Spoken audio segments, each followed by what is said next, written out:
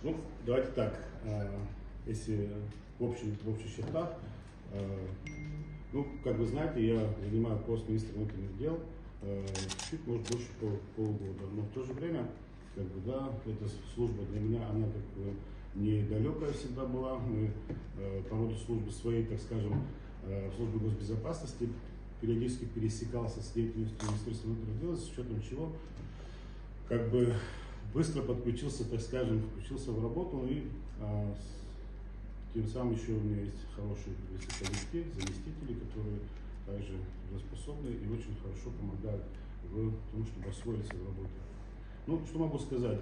За этот год, конечно же, уже проделано немало, особенно я хочу сказать, что это, наверное, основное, так скажем, да, вот, достижение — это технологический прогресс, к которому мы идем. В рамках этого года уже закуплено оборудование по той программе, которая была обозначена, оборудование для центра обработки данных, который уже частично начал работать. И в рамках этого года мы уже приобрели 10 камер, они уже поступили к нам.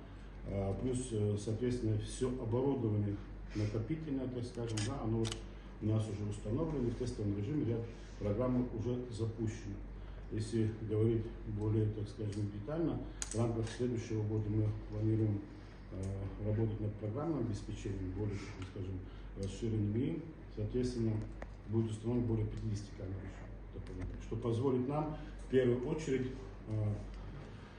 стабилизировать обстановку на дорогах. Потому что основная, вы знаете, у нас проблема, это остается все-таки на дорогах проблема, которая, знаете, как одним людским ресурсом, так скажем, сотрудникам ГИ решить практически невозможно. У нас, к сожалению, хотел бы именно касаемо службы ГАИ,